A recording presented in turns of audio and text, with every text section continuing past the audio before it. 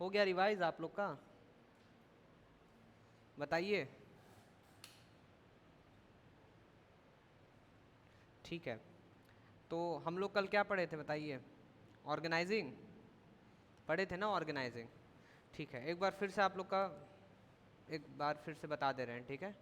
Organising बंद करिए, copy सब लोग बंद कर दीजिए। देखिए, सबसे पहले चीज़, कल हम लोग चैप्टर 5 स्टार्ट किए थे ऑर्गेनाइजिंग, जो कि फिर आज हम लोग पढ़ने वाले हैं, ठीक है? ऑर्गेनाइजिंग में सबसे ये पहला वर्ड हम लोग मतलब ये पहला डिफिनीशन देखे थे, मीनिंग। क्या देखे थे पहला? मीनिंग। मीनिंग में क्या लिखा हुआ है? मीनिंग में लिखा identifying and grouping different activities in the organisation and bringing together the physical financial human resources to establish most productive relations for the achievement of specific goal of organisation.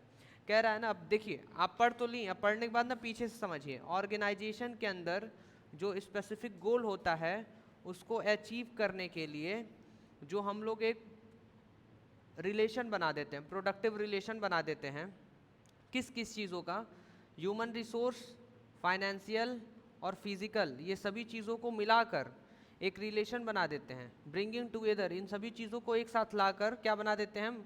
Productive relation बना देते हैं। क्यों बना देते हैं? अपने organisation के specific goal को अचीव करने के लिए, ठीक है? फाइन। और उससे पहले क्या लिखा था? Identifying and grouping different activities. पहले हम पता लगाते हैं आइडेंटिफाई, फिर क्या करते हैं? सारे एक्टिविटीज़ को जिससे मिलता रहता है उसको क्या करते हैं?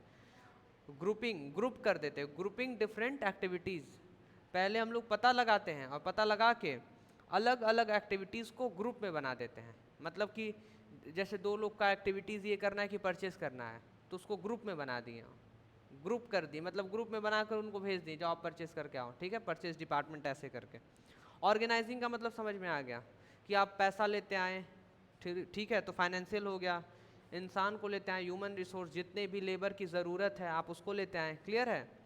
फिर उसके बाद क्या है? फिजिकल। फिजिकल मतलब मशीन जो भी आपको ज़रूरत है वो सब कुछ लेते आए आप, और सभी को लाकर जिसका जिसका अलग अलग एक्टिविटी है ग्रुप में बनाकर आप उसको दे दिए, सभी चीज़ें ऑर्गेनाइज हो गई, प्रॉपर तरीके से काम होगा। क्लियर है? 2 नंबर का ये आपका ऑर्गेनाइजिंग आ सकता है, पूछा जा सकता है, what do you mean by organising, ठीक है?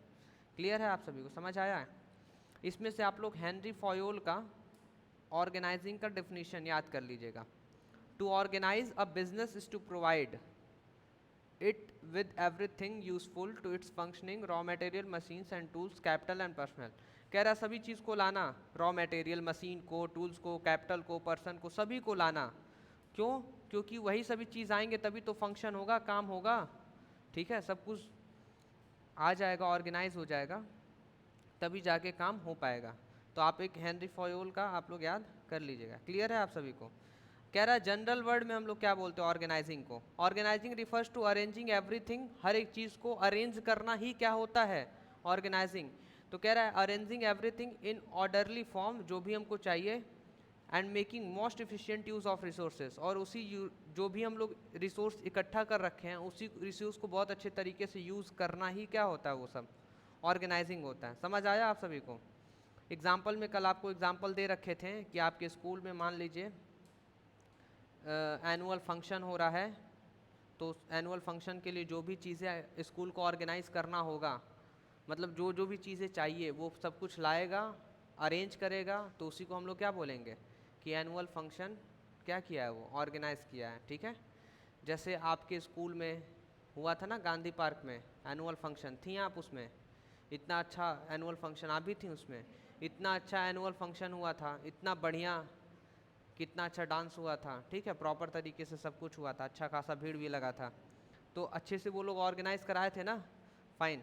सो नाउ इसके बाद है ऑर्गेनाइजिंग प्रोसेस, हम लोग कल पढ़े थे। सबसे पहले हम लोग को आइडेंटिफाई करना होता है, और जो भी काम पता चल जाए उसी काम को हमको डिवाइड करना होता है, ठीक है? तो वो क्या होता है आपका ऑर्गेनाइजिंग प्रोसेस, कि मतलब जो भी आपका काम है, काम को पता करके किसी एक पर्सन को आप मतलब सारे काम को डिवाइड कर दो, जो भी काम है उस काम को सभी को छोटे छोटे टास्क में सभी को दे दो, सब अपना अपना कर लेंगे।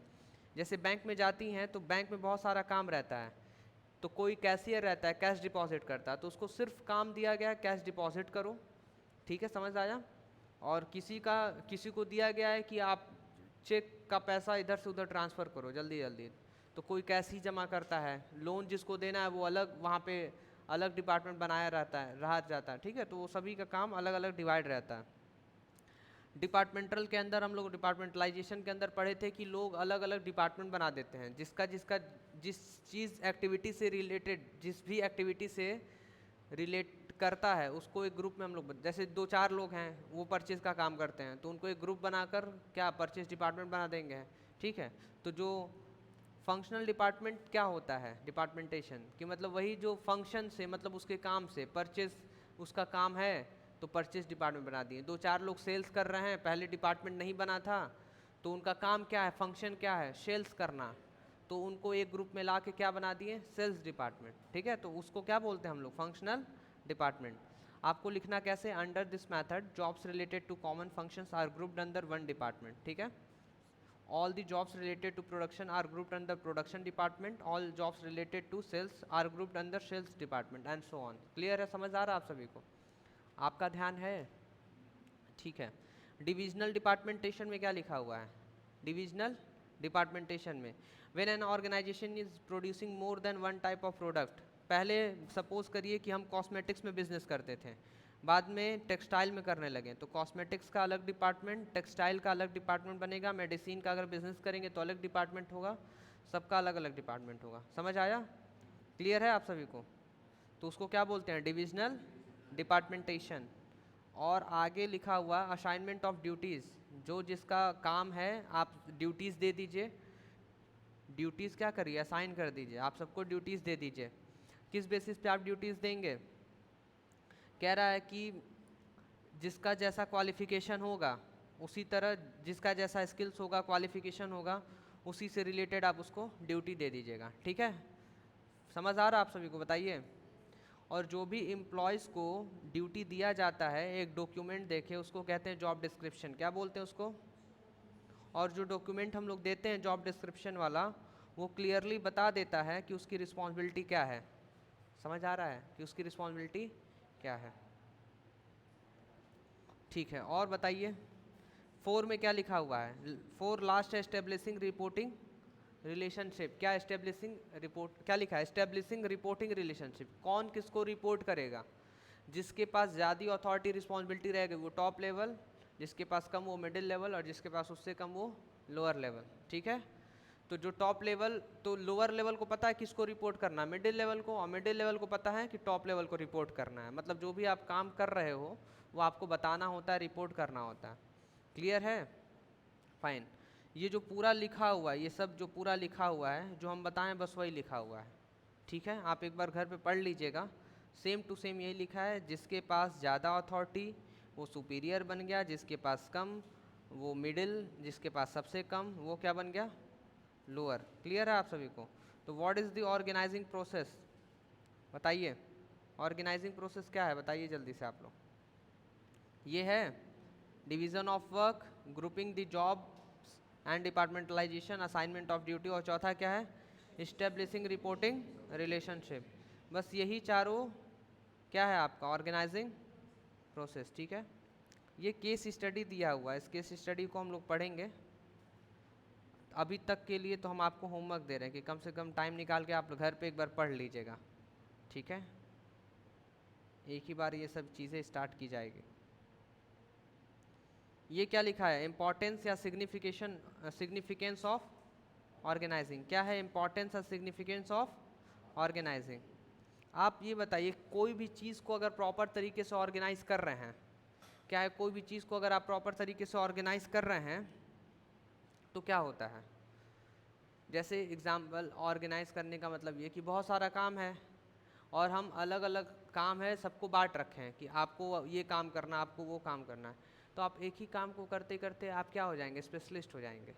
क्या हो जाएंगे, आपका स्पेशलाइजेशन आ जाएगा। एग्जाम्पल दें आपको, आप कभी कैशियर के पास जाइएगा बैंक के अंदर, जो कैश जमा करता है ना, अगर आप उसको नोट दे देंगे तो बहुत तेज़ी से गिनता। आप तो मान लीजिए मशीन में है, बगल में लगा देता है, पर अगर मशीन ना भी रहे ना तो उसके आदत हो चुका रहता है, खट खट खट जल्दी जल्दी गिन लेता है वो कि कितना आप दिए हैं। स्पेशलाइजेशन होता है उसको कैश जमा करने में, तुरंत आपका लेगा, तुरंत कंप्यूटर लैपटॉप पे या कंप्यूटर पे कौन सा कीबोर्ड पे कौन सा बटन दबाना उसको पता रहता है, उस पर स्पेशलिस्ट रहता है। आपका तुरंत नाम डालेगा, अकाउंट नंबर डालेगा, देखता रहेगा ऊपर, अकाउंट नंबर डालेगा नीचे, आ रहा समझ में, मारेगा इंटर, खुल जाएगा आंचल कुमारी, हाँ 1 करोड़ रुपया जमा डिपॉजिटेड, समझ आ रहा है, फाइन। चलिए, तो वही होता है बेनिफिट इन स्पेशलाइजेशन हो जाता है। कैसा बेनिफिट होता है, आप स्पेशलिस्ट हो जाओगे एक ही काम को करते करते, तो चीज़ें हमेशा ऑर्गेनाइज वे में करना चाहिए, ठीक है, ऑर्गेनाइज वे में। दूसरा क्या लिखा है, clarity in working relationship. Organize कर देंगे ना तो पता रहता है कि कौन टॉप लेवल है, कौन मिडिल लेवल है, कौन लोअर लेवल है, क्लियर है ना। ऑर्गेनाइज करने के बाद पता चलता है, तो वो पता रहता है कि मतलब वर्किंग रिलेशनशिप, हम काम करेंगे तो कौन मिडिल लेवल पे है, कौन लोअर लेवल पे है, कौन टॉप लेवल पे, ठीक है। तीसरा क्या लिखा हुआ है, optimum utilization of resources. Optimum utilization of resources का मतलब ये कि अगर आप कोई भी चीज़ मतलब प्रॉपर तरीके से आप ऑर्गेनाइज कर रखे हैं तो कोई भी चीज़ आपका नुकसान नहीं होगा। मान लीजिए आप प्रोडक्शन कर रहे हैं, तो आप जिसको बता रखे हैं कि आपको ये प्रोडक्शन करना है, और आप कुछ लोग को बता रखे हैं कि आपको परचेस करना है, तो सबको पता है कि परचेस डिपार्टमेंट का काम क्या है, परचेस करेगा, तो वो अपना परचेस करेगा हमेशा। और प्रोडक्शन डिपार्टमेंट का काम क्या है, प्रोडक्शन करना, तो प्रोडक्शन करेगा। तो उस चीज़ में किसी से गलती नहीं होगी, क्यों, क्योंकि आप तो पहले स्पेशलिस्ट हो चुके होंगे प्रोडक्शन करते करते, और आप प्रोडक्शन करते करते आप एक चीज़ सीख चुके होंगे कि कुछ भी आपको नुकसान नहीं करना, प्रॉपर तरीके से प्रोडक्शन करना है, ठीक है, आपको पूरा वो आइडिया रहेगा। तो ये होता है अलग अलग डिपार्टमेंट बनाने से या ऑर्गेनाइजिंग करने से कि आप किसी भी चीज़ को नुकसान नहीं करते हैं और नुकसान नहीं होता है। बहुत अच्छे तरीके से पूरा जो रिसोर्स होता है बहुत अच्छे तरीके से आप उसको यूटिलाइज कर लेते हैं। यूटिलाइज करने का मतलब यूज़ कर लेते हैं, उसी को क्या बोलते हैं, ऑप्टिमम यूटिलाइजेशन ऑफ रिसोर्स। आप अपने रिसोर्स का बहुत अच्छे तरीके से यूज़ करते हैं। एग्जाम्पल चाहिए आप लोगों को, थोड़ा सा अलग तरीके से हम आपको एग्जाम्पल दे रहे हैं कि आपके पास जो भी रिसोर्स आप कितने अच्छे से उसको यूज़ कर रहे हैं, उसका एग्जाम्पल हम आपको दे रहे हैं, समझिए। जैसे मान लीजिए कि आप 5 रुपये का फ्रूटी पहले ख़रीदते थे, और ख़रीदने के बाद पूरा फ्रूटी पी जाएंगे, और पूरा फ्रूटी पी जाने के बाद भी उसका पाइप निकालेंगे अलग से, देखेंगे 2 बूंद नहीं ना है उसमें, उसको भी पिएंगे, फिर पाइप को फेंकेंगे, फिर वो फ्रूटी का जो छोटा सा छेद रहता है तो फिर ऐसे ऐसे करेंगे कि 2-4 बूंद आ जाए, और जब वो भी हो जाएगा तो फिर आप क्या करेंगे कि उसको कोशिश करेंगे, कागज़ का ही रहता था वो थोड़ा सा, उसको फाड़ेंगे और उसमें भी 1-2 बूंद निकला तो उसको भी साफ़ कर जाएंगे, ठीक है। और नहीं तो अगर कुछ लोग नहीं फाड़ते हैं तो उनको विश्वास रहता है कि भाई हम इसमें से फ्रूटी पिए हैं, 1-2 बूंद तो बचेगा ही नहीं क्योंकि हम पी रहे हैं, तो कैसे बच जाएगा। फिर आप क्या करते थे, उसमें पाइप अच्छे से लगा कर और उसको ज़मीन पे रख के और पैर से मारते कट से ना आवाज़ आता था, तो पटाखा भी फूट जाता था, पूरा फ्रूटी पी भी गए आप, मज़ा भी आ गया। तो ये था, this is the optimum utilization of resource, कि किसी भी रिसोर्स को आप बहुत अच्छे तरीके से यूटिलाइज़ किए हैं। समझ आ रहा है, समझ आ रहा है, फाइन। चलिए, और भी बहुत सारे हमारे पास एग्जांपल्स हैं ऑप्टिमम यूटिलाइजेशन ऑफ रिसोर्स का, मतलब है उसका इस पे, बट आप सीधा समझ लीजिए कि किसी भी प्रोडक्ट को, मतलब जो भी रॉ मटेरियल आप उसको बहुत अच्छे तरीके से यूटिलाइज कर रहे हैं, उसी को क्या कहते हैं, ऑप्टिमम यूटिलाइजेशन ऑफ रिसोर्सेज। तो हमेशा आपको हर जगह ऑर्गेनाइजेशन करने की ज़रूरत है। अगर आप चीज़ों को अच्छे तरीके से ऑर्गेनाइज कर लेते हैं तो आपका कोई भी रिसोर्स नुकसान नहीं होगा, उस रिसोर्स को आप बहुत अच्छे तरीके से यूज़ कर लेंगे, क्लियर है। और अगर आप प्रॉपर तरीके से कोई भी काम नहीं कर तो फिर बहुत दिक्कत होगा। समझ आ रहा आप सभी को, बताइए, ठीक है। जैसे आपको और एग्जांपल हम दे सकते हैं मैनेजमेंट करना। जैसे सपोज़ करिए कि किसी का, आपके घर में भैया का शादी है, इनके इनके भैया का शादी है, ठीक है। अब ये भाई कसम खा रखी हैं, ऐसा ऑर्गेनाइज करेंगे ना कि एक दाना पनीर का इधर का उधर नहीं होगा। अरे समझ में, पूरा दिमाग लगा रखी हैं, ठीक है। अब ये बनवा रही हैं पनीर का सब्जी और पनीर चाउमीन भैया की शादी में, ठीक है। पनीर चाउमीन, पनीर की सब्ज़ी, और उसी के साथ साथ बना रही हैं ये रसगुल्ला। रसगुल्ले बनाने के लिए क्या चाहिए, खोआ और गाजर का हलवा, ये पूरा बना रही हैं। अब देखिए इनके दिमाग में क्या क्या चल रहा है। ये जा रही थी पहले रसगुल्ला के लिए खोआ खरीदने, तो दिमाग में आया यार खोआ खरीदेंगे तो उसी खोआ को थोड़ा सा और बढ़ा के खरीद लेंगे, तो थोड़ा सा खोआ कहाँ यूज़ हो जाएगा, गाजर के हलवा में। दिमाग देखिए इनका, आ रहा समझ में। और वो रिसोर्स खरीद के लाती हैं, खोआ पूरा बनता है, और जितना बच जाता है तो और कोई रहता तो भाई बच गया तो उसको अब क्या करें, फंस जाता काम। भाई आंचल हैं, आंचल जी खरीदने गए थे, ठीक है, इतने प्रॉपर तरीके से ऑर्गेनाइज की थी दिमाग लगाकर कि जितना खोआ बचा पूरा कहीं डाल दो, कहाँ पे, गाजर के हलवा में यूटिलाइज हो गया, ऑप्टिमम यूटिलाइजेशन ऑफ रिसोर्सेज। आ रहा समझ में।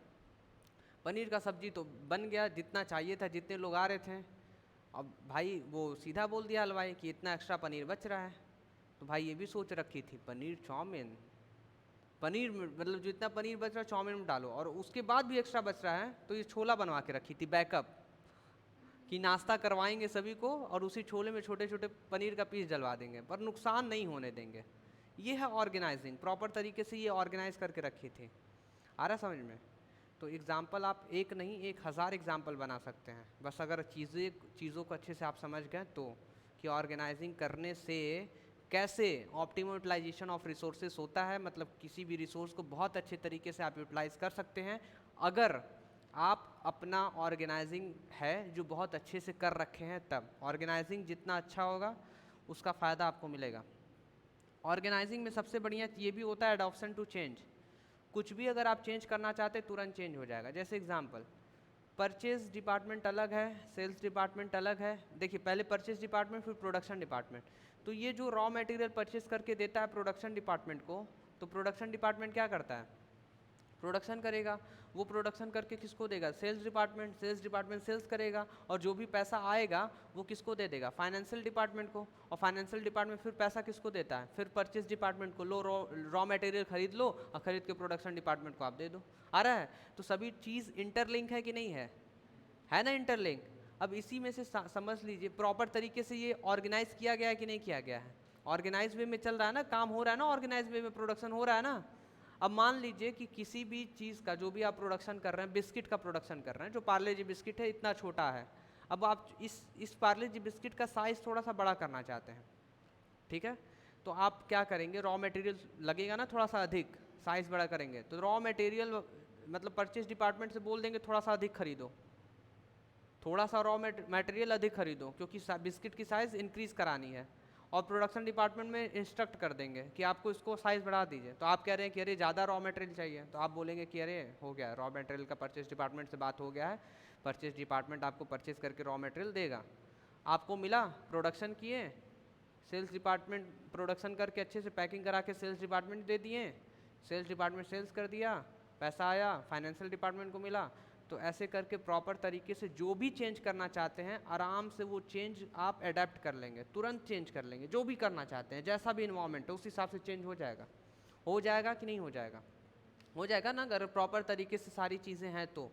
अब मान लीजिए यही हैं, अगर अच्छे से ये नहीं की रहती क्या वो ऑर्गेनाइज, तो भाई चाउमीन जो बना रहा है उससे कह देती जाओ खरीद के लेके आओ, तो वो जाएगा 10 किलो खरीद लाया पनीर। अब भाई पनीर में 10 किलो चाउमीन, अरे सॉरी चाउमीन में 10 किलो पनीर कहाँ लगेगा, तो वो एक्स्ट्रा खरीद लिया, ठीक है।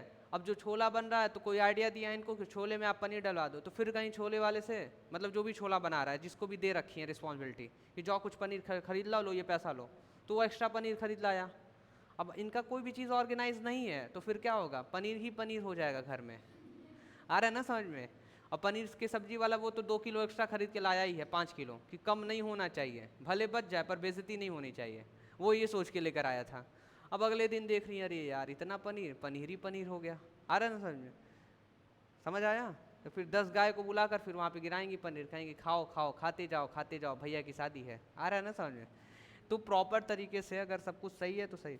आगे क्या लिखा है, इफेक्टिव एडमिनिस्ट्रेशन, क्या लिखा है, इफेक्टिव एडमिनिस्ट्रेशन लिखा है ना।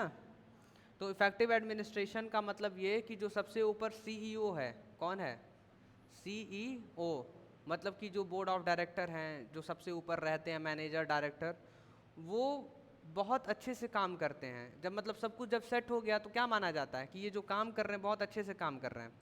क्यों, क्योंकि भाई देखो जिसका जिसका जो काम था वो अलग अलग डिपार्टमेंट ये लोग बना रखे थे। तो जब बना रखे थे तो सारे डिपार्टमेंट क्या करते हैं, मिलकर काम करते हैं। जब वो सारे लोग मिलकर काम करते हैं तो क्या माना जाता है, यही कि जो मतलब एडमिनिस्ट्रेशन है, जो बोर्ड ऑफ डायरेक्टर ऊपर, वो बहुत अच्छा काम किया है। समझ आया आप सभी को। क्यों, क्योंकि वो जो रिस्पॉन्सिबिलिटी अथॉरिटी दे रहा है उसी के बेसिस पे पता चल जाता है कि कौन किसको रिपोर्ट करेगा। तो प्रॉपर तरीके से सब रिपोर्ट भी करते हैं और मिलजुल कर काम भी करते हैं, ठीक है।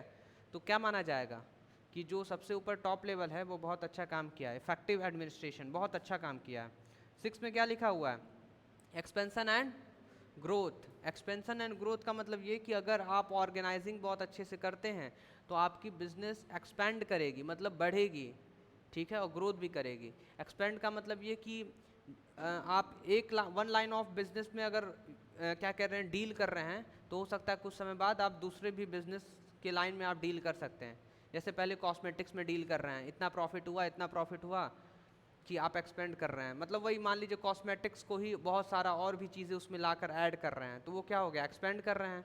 और ग्रोथ का मतलब ये होता है कि आपका बिजनेस अगर आज यहाँ पे है तो कल के डेट में कहीं और ओपन हुआ, फिर कोई किसी दूसरे सिटी में ओपन हुआ, तो डैट इज़ ग्रोथ। तो अगर आप ऑर्गेनाइजिंग अच्छे से करते हैं तो उससे क्या होगा, एक्सपेंशन और ग्रोथ होगा। हर एक चैलेंजेस को आप क्या करेंगे, बहुत आसानी से फेस कर लेंगे। बताइए समझ आ रहा है आप सभी को? और 7 में क्या लिखा है, डेवलपमेंट ऑफ पर्सनल। जब आप ऑर्गेनाइजेशन अच्छे से करते हैं तो जितने भी आपके ऑर्गेनाइजेशन में पर्सन काम कर रहे हैं वो क्या करेंगे, उनका डेवलपमेंट होता है। कैसे? किसी भी काम को करते करते करते करते वो लोग क्या हो जाते हैं, स्पेशलिस्ट हो गए। तो ये भी क्या हो गया, आपका डेवलपमेंट हुआ कि नहीं हुआ? ठीक है, तो इसमें क्या लिखा हुआ है, delegation of authorities and important part of organization. By delegating the routine the manager can concentrate to develop new method. वो जो मैनेजर होता है ना, वो बहुत सारी चीज़ें लोअर लेवल को, मिडिल लेवल को दे देता है अथॉरिटी रिस्पॉन्सिबिलिटी। कहता है कि आप इस पे मतलब अब काम करिए, आपके पास रिस्पॉन्सिबिलिटी अथॉरिटी है, जो भी डिसीजन लेना ले लीजिए। फिर उसके बाद टाइम बचता है किसके पास, मैनेजर के पास। तो नया नया मेथड निकालता है कि कैसे कैसे जॉब को आप परफॉर्म कर सकते हैं, ठीक है। It give the time to innovate, नया नया टेक्नोलॉजी लाता है, ग्रोथ होता है। तो जितना ज़्यादा ग्रोथ होगा उतना ज़्यादा पर्सन का डेवलपमेंट होगा, ठीक है। समझ आया आप सभी को? बताइए। तो इम्पोर्टेंस ऑफ ऑर्गेनाइजिंग में कितना है, 1 2 3 4 5 6, टोटल नंबर ऑफ 7 है ना, ठीक है। तो पहला क्या था, बेनिफिट इन स्पेशलाइजेशन। दूसरा क्या था, क्लैरिटी इन वर्किंग रिलेशनशिप। तीसरा, optimum utilization of resources. Fourth, adoption to change, effective administration, expansion and growth और डेवलपमेंट ऑफ पर्सनल। इसके बाद क्या लिखा हुआ, ऑर्गेनाइजेशनल स्ट्रक्चर। तो उसको हम लोग ऑर्गेनाइजेशन स्ट्रक्चर कल पढ़ेंगे, ठीक है। आज के लिए क्लास को इतना ही रखते हैं। Thank you so much.